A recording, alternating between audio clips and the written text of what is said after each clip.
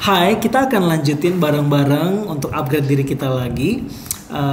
Dan buku yang kita baca kali ini adalah kelanjutan dari yang sebelumnya. Dimana saya akan ajak teman-teman untuk baca buku yang berjudul Memimpin Melampaui Jabatan Kedua, yang ditulis oleh seorang pendeta di Singapura yang bernama Tony Yeo. Saya mau baca bab 1 yang berjudul Anugerah Ilahi Menerima Kesempatan Kedua. Teman-teman, sebelum kita akan baca ini untuk upgrade diri kita, sebenarnya video ini nggak hanya untuk orang-orang yang memimpin, yang sudah punya jabatan, yang sudah punya gelar, tetapi setiap kita pasti ada hal-hal yang bisa kita pimpin. Contoh kecil saja, kita perlu memimpin diri kita sendiri, ya nggak sih? Nah, saya percaya melalui pembacaan buku ini, kita akan belajar sesuatu dan akan ada nilai-nilai kepemimpinan yang bisa kita ambil dan kita terapkan dalam kehidupan kita sehari-hari, dan itu pasti akan menolong kita. Ya, kita baca ya. Seorang wanita muda mendaftar masuk ke sebuah perguruan tinggi. Di kantor pusat, ia diminta untuk mengisi sebuah formulir pendaftaran. Akan tetapi, ada satu pertanyaan yang mengganggu pikiran dia saat membacanya. Ditanyakan, apakah Anda seorang pemimpin? Ia tahu dengan jelas kalau ia bukanlah seorang pemimpin dan menjadi sangat khawatir jangan-jangan ia tidak dapat diterima karena alasan tersebut. Bagaimanapun juga, sebagai orang yang jujur, ia menjawab, tidak. Dan menyerahkan formulir tersebut dengan berharap mendapatkan yang terbaik dan bersiap hati menerima yang terburuk. Dia pun menantikan balasan. Di luar dugaannya, ia menerima surat dari perguruan tinggi tersebut yang memberitahu bahwa ia diterima. Anda lihat, setiap tahun perguruan tinggi menghasilkan ribuan pemimpin baru. Dia diterima karena komite perguruan tinggi tersebut menganggap penting bila mereka memiliki setidaknya satu pengikut per tahun. Terlepas dari apakah kita secara alami memenuhi syarat sebagai seorang pemimpin, Allah bekerja membentuk para pemimpin dari pengikutnya, pengikut Yesus. Seperti wanita muda itu, kita bahkan mungkin tidak pernah menganggap diri kita bisa menjadi pemimpin, apalagi merasa cukup mampu untuk memimpin. Namun, tugas kudus yang diberikan kepada kepemimpinan Kristen itu tidak pernah berdasarkan kemampuan kita ataupun rasa percaya diri kita. Sebaliknya, Tuhan sering menunjuk kita untuk mengambil peran kepemimpinan terlepas dari kemampuan kita ataupun kekurangan kita. Karena itu semua adalah anugerah ilahi. Waktu cuti panjang saya di Vancouver ini, Tonio, saya menemukan sebuah plakat dengan tulisan ini, aturan untuk menjadi manusia. Aturan pertama, Anda akan mempelajari pelajaran. Aturan kedua, tidak ada kesalahan, hanya pelajaran. Aturan ketiga, pelajaran diulang sampai itu terpelajari. Aturan keempat, jikalau Anda tidak mempelajari pelajaran yang mudah, maka pelajaran-pelajaran itu akan menjadi sulit. Aturan kelima, Anda akan mengetahui bahwa Anda telah belajar sebuah pelajaran ketika tindakan Anda berubah. Wow. Seorang penulis asal Amerika bernama Norman Cousins pernah mengamati bahwa esensi manusia itu tidak sempurna. Jika kita belajar mengakui kenyataan ini, maka ini akan membebaskan kita dari kegagalan dan bergerak maju dengan belajar dari pengalaman kegagalan kita. Seperti yang aturan kedua tadi bilang, pada plakat itu, kegagalan hanyalah suatu kesempatan untuk belajar dan berubah menjadi lebih baik. Di sepanjang sejarah Alkitab, ada banyak pemimpin yang telah membuat kesalahan sepanjang jalan hidupnya. Beberapa dari mereka mengalami konsekuensi yang menghancurkan. Meskipun mereka itu ditunjuk Allah dan diurapi, mereka semua adalah orang yang tidak sempurna.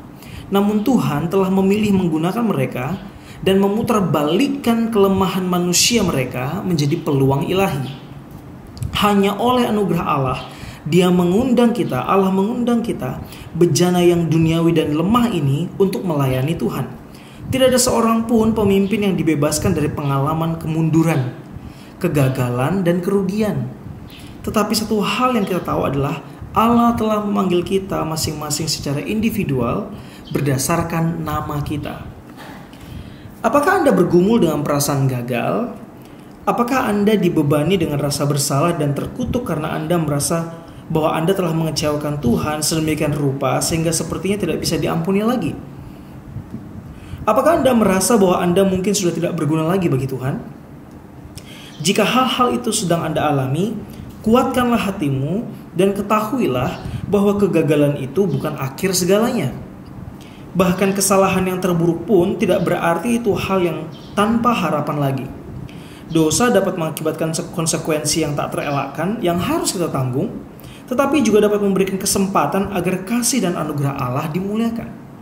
Yang paling Allah harapkan adalah pertobatan kita. Sang pencipta kita tahu bahwa kita ini lemah dan rentan terhadap kegagalan.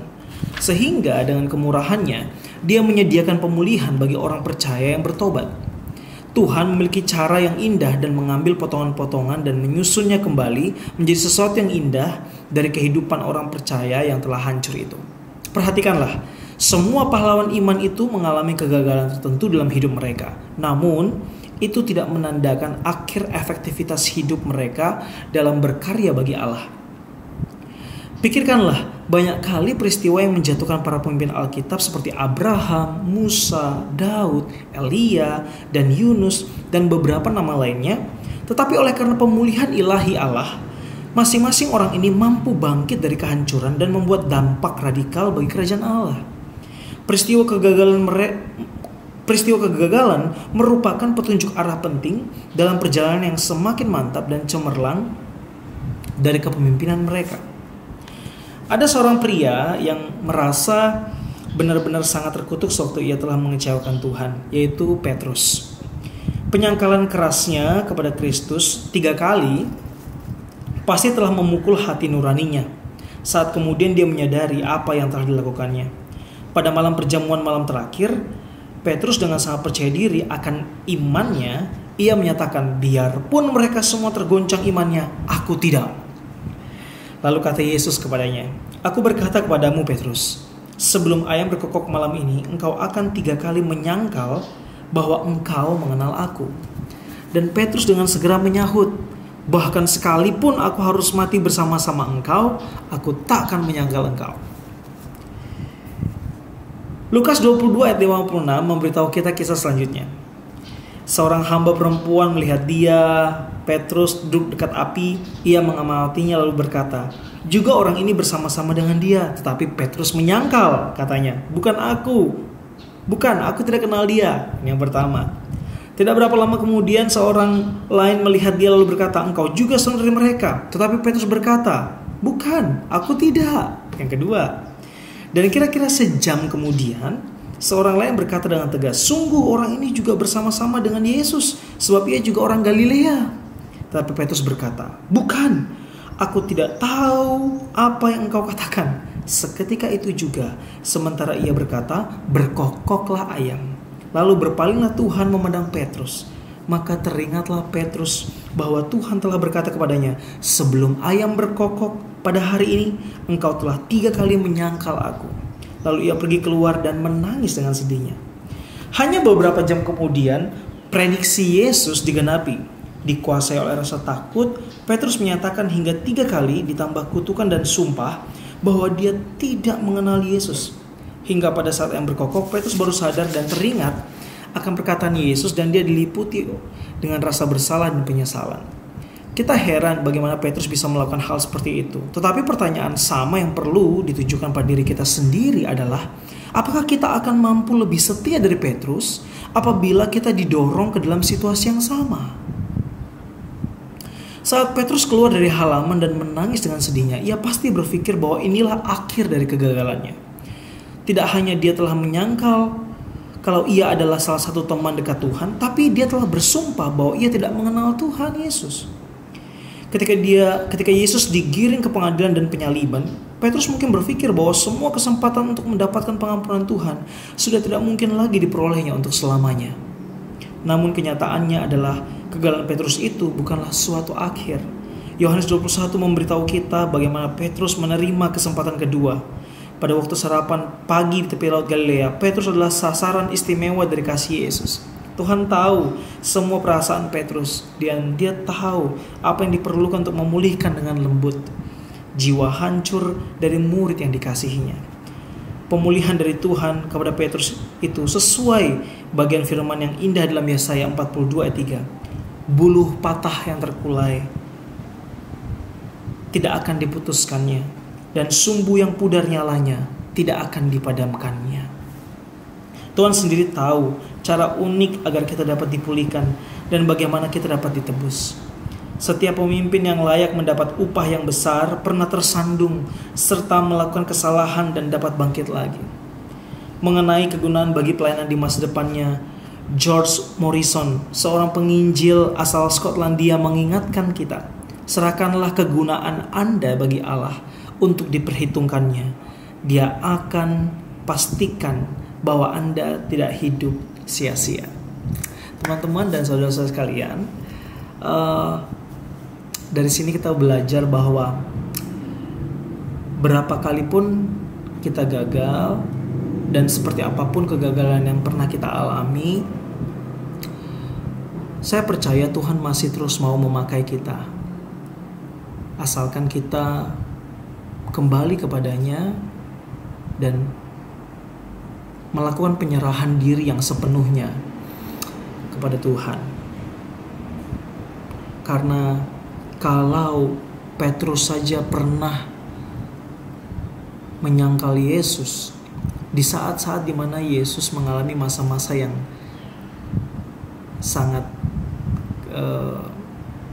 sulit, dan malahan tadi sempat kita baca waktu Petrus sadar kalau dia sudah menyangkali Yesus 3 kali dan Yesus sudah dibawa ke tempat penyaliban, seperti tidak ada kesempatan lagi bagi Petrus untuk meminta ampun kepada Tuhan Yesus. Tapi sebenarnya Tuhan tetap memberikan kesempatan, karena Tuhan, yang paling penting bagi Tuhan adalah bagaimana agar kasih-Nya itu tetap dapat memuliakan Tuhan. Kasih-Nya boleh kita rasakan dan dapat memuliakan Tuhan. Tuhan kita bukan Tuhan yang ketika kita salah sekali tidak akan diampuni lagi, tidak. Tapi seperti firman Tuhan katakan, buluh yang patah terkulai tidak akan diputuskannya, dan sumbu yang pudar nyalanya tidak akan dipadamkannya. Kiranya siapapun teman-teman dan saudari yang sedang ada dalam pelayanan ataupun dalam kepemimpinan, teruslah pegang tangan Tuhan, karena Tuhan akan memakaimu. Tuhan mau terus memakaimu.